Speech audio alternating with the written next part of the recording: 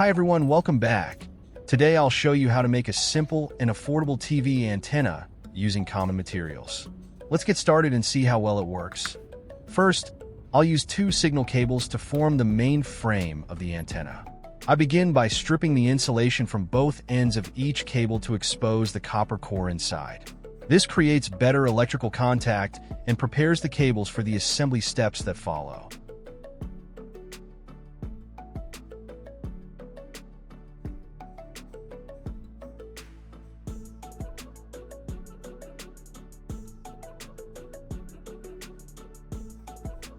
Next, I attach an F-type connector, F5, to one end of each cable. These connectors provide a secure connection to the TV signal splitter while ensuring stable signal transmission.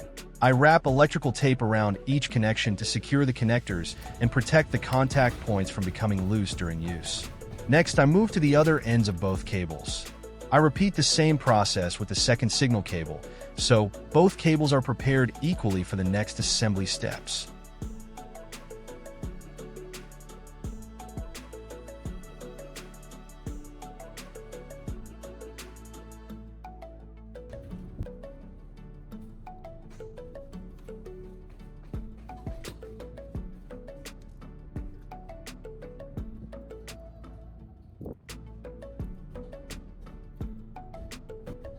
Don't forget to subscribe to support the channel and turn on the notification bell so you never miss my latest videos.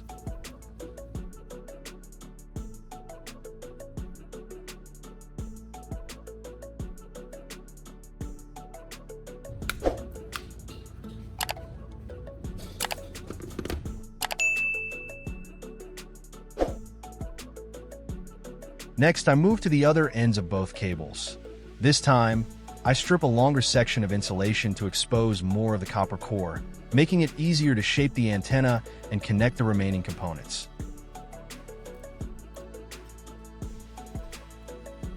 First, I use a utility knife to carefully score along the outer jacket of the signal cable all the way to the end.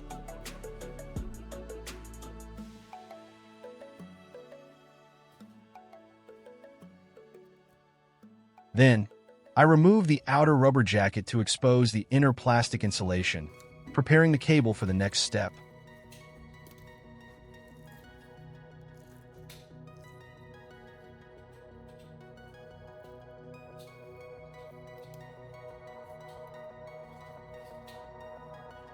Next, I use a utility knife to carefully shave away the plastic insulation and expose the copper core inside. This method makes it easier to remove the insulation without damaging the conductor.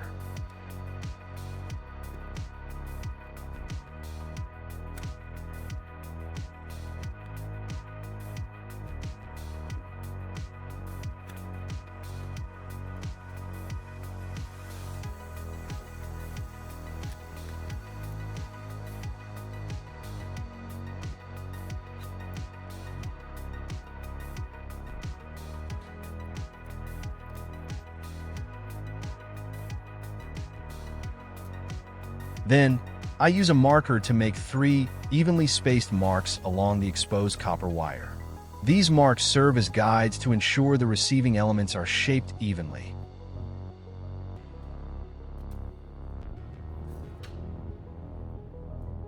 Next, I wrap one end of the copper wire around a pin to form a spring-shaped coil. This coil design increases the effective length of the conductor while keeping it compact, which can help improve the antenna's signal reception.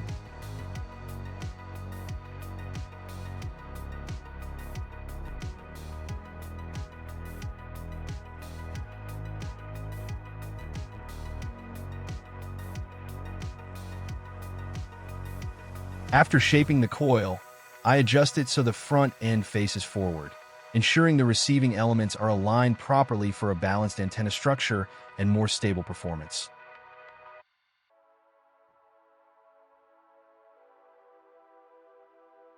After shaping both signal cables, I connect their connectors to 2 adjacent ports on the TV signal splitter.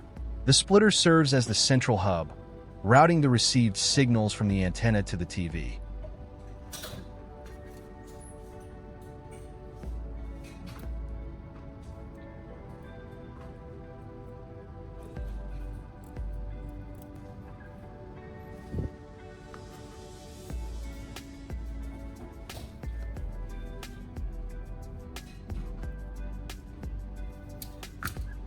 Next, I prepare 3 copper rods of increasing lengths to act as the antenna's receiving elements. To make the assembly easier, I secure the 2 signal cables with a wooden clamp, keeping everything in place while soldering.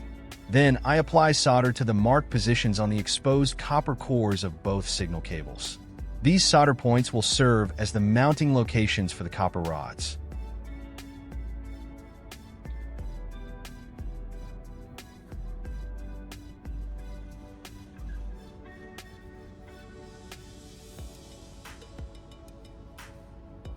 First, I solder the shortest copper rod to the first marked position on both cables.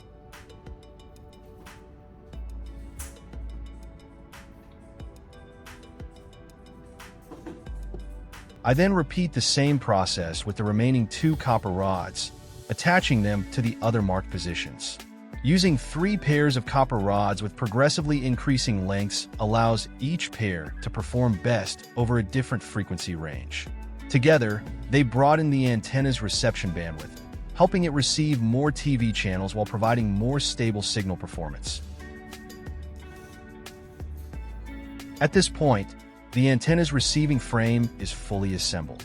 Next, I'll move on to making the connection cable that will carry the signal from the antenna to the TV. Next, I'll use a long signal cable as the connection between the antenna and the TV. First, I strip the insulation from one end of the cable to expose the copper core inside. This prepares the cable for the connector and helps ensure stable signal transmission with minimal signal loss.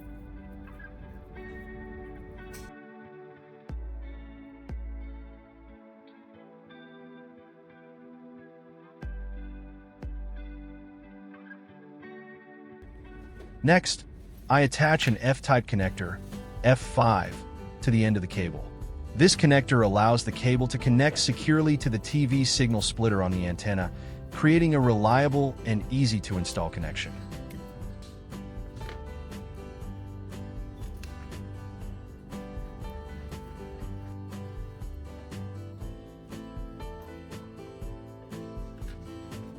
I then repeat the same process on the other end of the cable to create a second connector.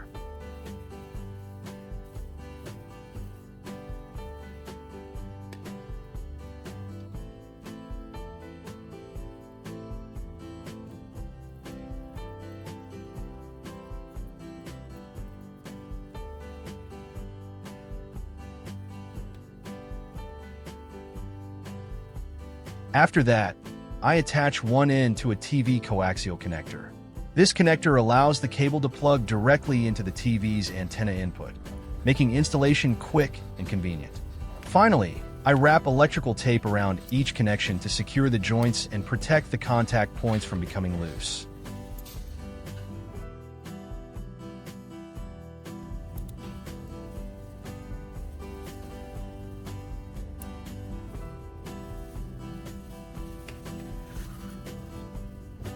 Now it's time for the finishing steps. I connect the signal cable to the remaining port on the TV signal splitter, creating the signal path between the antenna and the TV to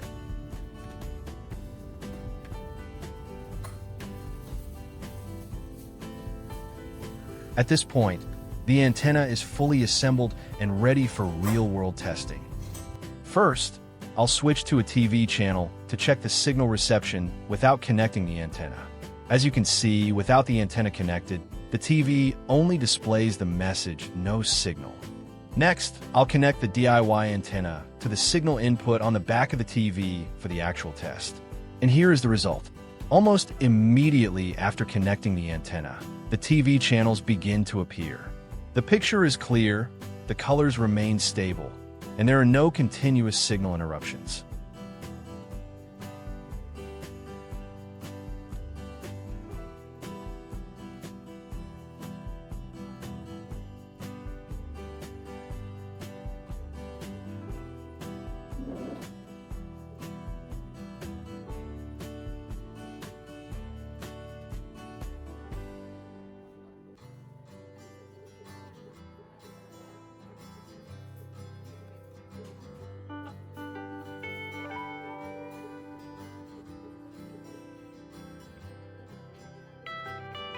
To make the test more convincing, I'll perform one more experiment. I disconnect the antenna from the TV and observe as signal changes. As soon as the antenna is unplugged, the screen instantly returns to the no signal message. All channels disappear, confirming that the signal truly came from this homemade antenna.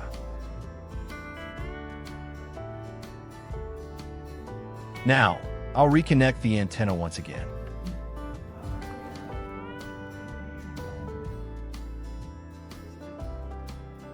As you can see, within just a few seconds, the channels reappear and continue working normally. This proves that many electronic parts that seem to have only one purpose can be reused in completely different and surprisingly useful ways. Not only does this save money, but it also opens the door to many more exciting DIY ideas.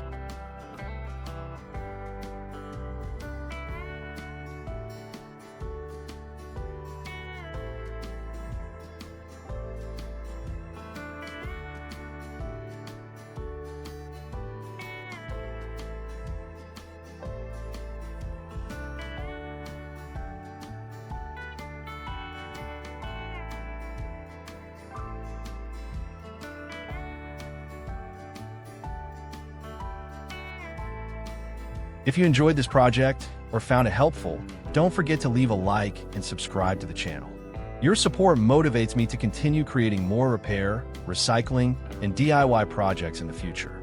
Thank you for watching, and I'll see you again in the next video.